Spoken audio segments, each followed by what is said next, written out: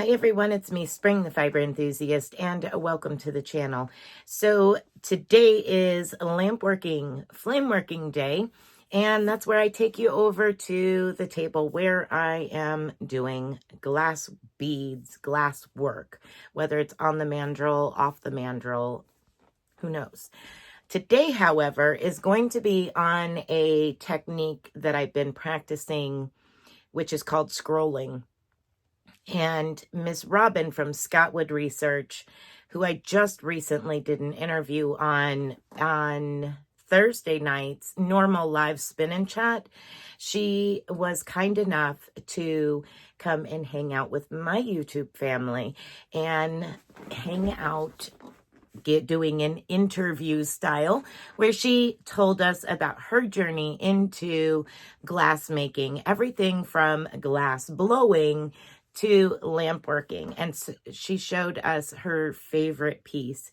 And I'll tell you what, if you was not there for the live, I would go check out the replay, because what she showed as her favorite piece of work is art. All of it is art, but this was amazing. The object that is her favorite piece that she's ever done, from glass blowing to now, anything in between she had a choice of, and she knew exactly the piece that is her favorite, and she had it. So she brought it in and showed us, and it was amazing. But anyway, just a little bit of Thursday. She is such a fabulous person, and I have enjoyed watching her demonstrations on YouTube and learning from her. That's where I have been learning what I'm doing, because what I'm doing here is not tutorial. It's just my journey, and you all are following along if you want to and watching the progress as it goes. These videos I'm doing are also for me to look back on and to see how far I've come over time, or maybe something that I forgot I did, I might, see again and be like, oh man, I could do that again. But so a lot of times the videos are for you to see what I'm up to, as well as it's a learning process for me. So thank you for being here. Thank you for watching my lamp working journey and the glass blowing that I recently did, and I'm going to do again. Yay.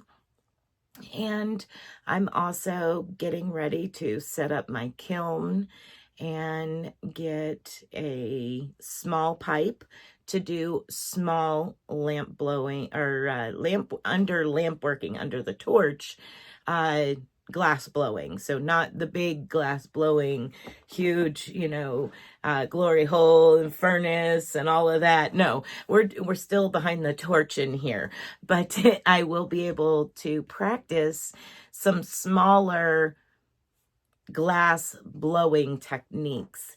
I have been so just involved watching Miss Robin's videos for a while now, since right before I started doing this. So I am excited for the next journey in the lamp working, with a little bit of bigger projects, different projects, things like that. And I want to tell you all once again, thank you for joining me. Today is scrolling, and again, I'm just practicing and having fun drawing lines with glass on a glass bead.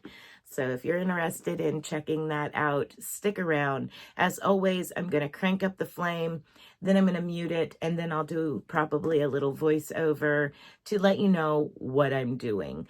I'm going to build a base bead and then draw on it. Who doesn't want to draw with glass on glass? I mean, really? All right, maybe it's just me, but I will see you over at the glass table. All right, so here we go. I have my mandrels over here prepped and ready. Now, hopefully, I'm going to test one by heating it up and make sure that the bead release doesn't crack. I did prep these mandrels about a day and a half ago, maybe a day ago. So I will be watching to make sure that they don't crack. The bead release cracks in the heat after it's been sitting for so long. So hopefully, let's cross our fingers that it does not crack. So I'm going to be using this dark red for my footprint, and that is going to give me the base of my bead. Now, I'm going to bring over a marver so that way I can shape it a little bit. I'm thinking about probably doing a tubular bead. It gives you a little bigger footprint to draw on. And then I have some double helix over here. It's one of them. It's either Echo or Skyron. There's a couple of different ones, and it's a color changing reduction and striking, which just means that depending on where you are in the flame, how long you're in the flame, how long you let it cool, do you bring it back into the flame, it changes color. And some of those colors are hard to get. It just takes a little bit of time working with it. Now, I do have a couple of different ones here that do that, and I'll probably just use those for dots. I have a little bit of a cream here that I might use. It's like a bone color, and then some white. So let's go ahead and heat up our mandrel and get started. Once again, I'm going to crank up the flame, and then I will be muting here on out.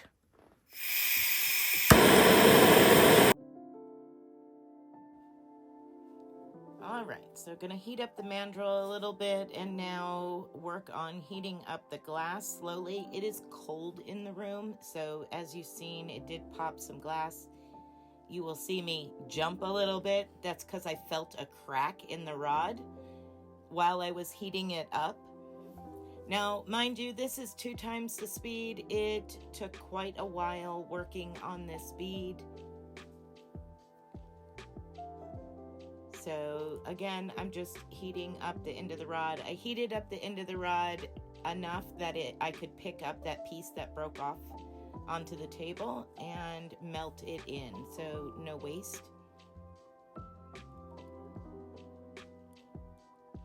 So now I'm heating up the mandrel, and after I started applying the glass to it and creating my wraps, I noticed it did start cracking above and below in the bead release where I put the bead.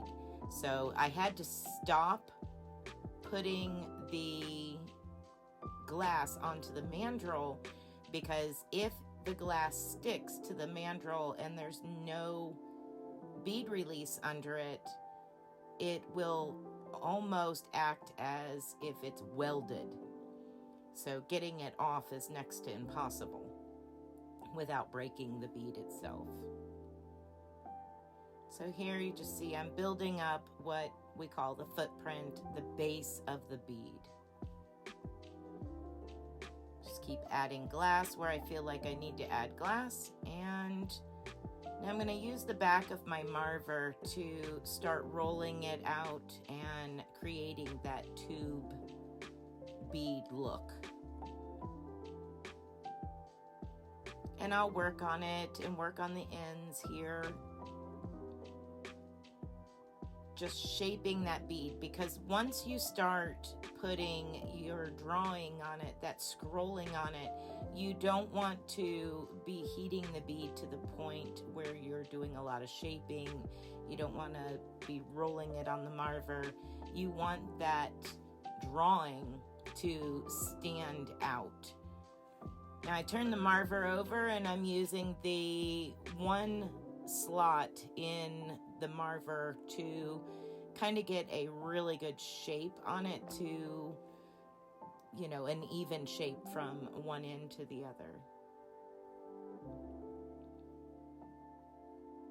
Now I decided that I wanted to add a little bit of a wrap on each end to just really even things out as far as the ends to give myself a better shape.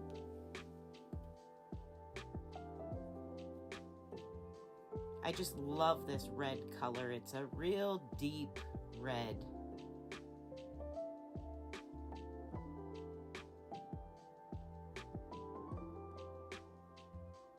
Okay, now that I have those wraps, I'm going to go back to the marver and I'm going to start working on just one end at a time, heating it up and rolling it out.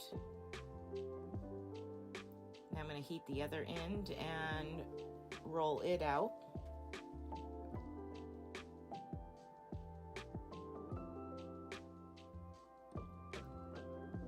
Quick little trick that I learned: if you work on one end and then the other, the cooler glass kind of gives you a solid to define each side. Now we're going to play with drawing on it. And I did zoom in, so what ended up happening was some of it ended up out of view, and I had to cut some of it out. So you see some of the drawing, and some of it you don't get to see because I had to cut it out because I literally just disappeared out the bottom. All right. So now I'm just adding some little tiny swirls here and there. And I did put some dots on it as well with that striking and reduction glass from Double Helix.